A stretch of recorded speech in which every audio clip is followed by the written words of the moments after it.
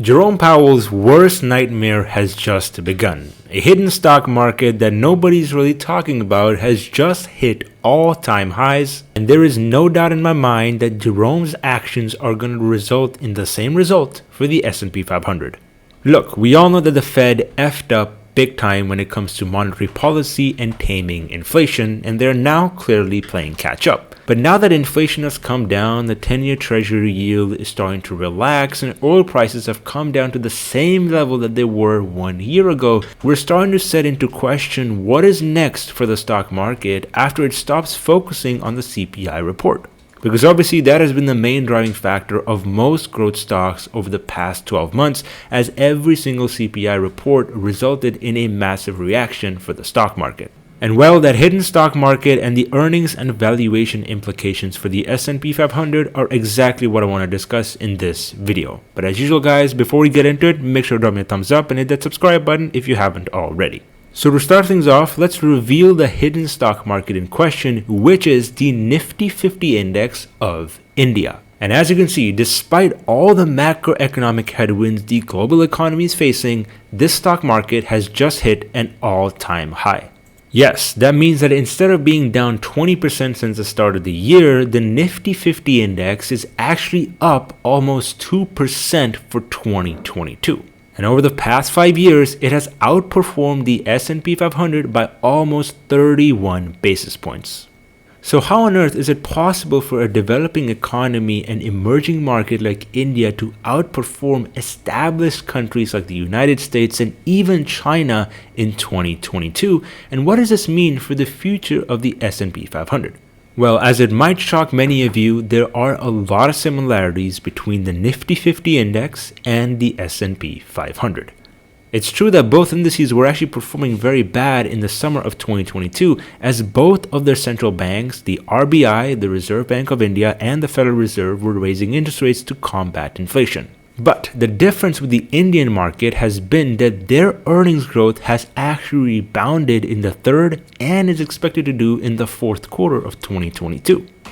And more importantly, the inflation rate in India has actually come down over the past 3 months, which has significantly relaxed the appetite for risk-off assets. As a matter of fact, very similar to the US, their inflation rate also ended up peaking in the spring to summer of 2022 around April, whereas for the US it was around June. As a matter of fact, the Reserve Bank of India is actually running a little bit ahead of the Federal Reserve by raising 50 basis points for the fourth time in 2022 to around 5.9% for their repo interest rate. And obviously, since their inflation has been falling for the past 3 months, it shows you that the terminal interest rate does not necessarily have to be above the actual CPI percentage, because obviously this was a pandemic and supply chain driven inflation event. And it's no surprise that the Reserve Bank of India is actually going to reduce the pace of their rate hikes because they expect inflation to fall in 2023, unlike what the Fed has said so far. And so you may be asking, why is the Indian stock market going to all-time highs compared to the US? Well, it's a simple idea of the investors shifting their focus from inflation to growth, which is exactly the argument that many bullish investors are making for the S&P 500. You see, because unless now CPI comes in much higher than what the Fed and the market has expected, chances are the market has already priced in all the pain that is currently being induced by high inflation. It's the reason why the market's up over 15% from its October lows, even though the jobs report and the inflation report data is still not fully convincing the Fed to pivot from raising rates to cutting rates. And this is something that many investors simply don't understand about the stock market, which is that it is forward-looking by 9 to 12 months, meaning now investors are focusing on growth and earnings expectations for 2023, not CPI.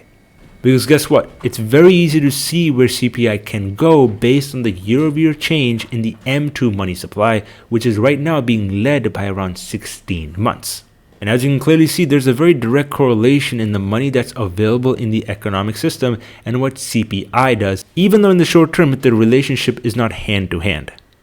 And as a matter of fact, when it comes to understanding the Indian stock market rally, a big reason why their market's been able to relax is because their rupee to dollar is at an all-time low right now, because obviously the US dollar has been hitting all-time highs. And when the dollar is expensive, it hurts US companies doing business abroad, which is exactly why the dollar coming down is going to be mega bullish for any stock market investor. And right now, we're already starting to see that trend with the dollar having hit an all-time high above this area, but then having broken right below it in potentially a false breakout.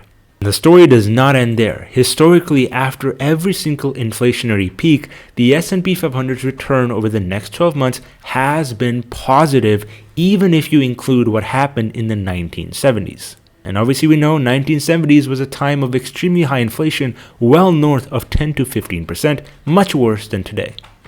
Now obviously, don't get me wrong, there are differences between the US and India. India is on track to grow at a faster pace than the US, and the Indian economic system did not hand out stimulus checks in 2020 and 2021, causing and spiking inflation much higher. But with the way that the Indian stock market is reacting, there's a very high likelihood the American market will also follow suit, because obviously both economies are going hand in hand when it comes to interest rate hikes and inflation. And it's probably a big reason why Morgan Stanley sees upside of north of 28% returns in the Nifty 50 index throughout 2023, which would obviously outpace any returns given by the S&P 500.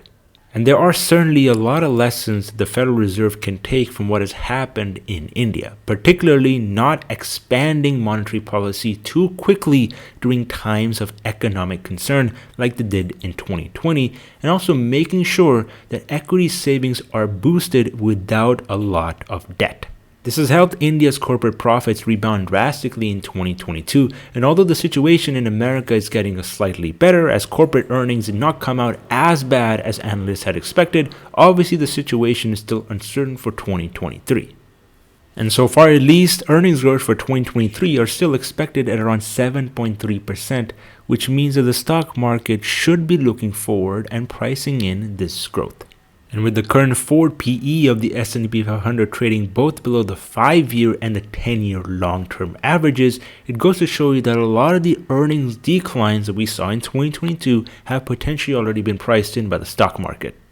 And although not all sectors will recover fully in 2023, chances are the biggest ones in tech, communication services, and healthcare could help lead the S&P 500 to the upside, because in a risk-on environment and in a safety net environment for earnings, they're the ones that investors always rush into.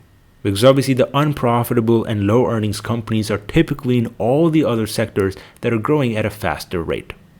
But obviously things can change in the short term, so make sure to do your own research before making any trades on these macroeconomic conditions. Because even as long-term investors, these inflation and interest rate hike cycles don't really affect our thesis in companies. All it does is spur innovation and potentially opportunity in the short term.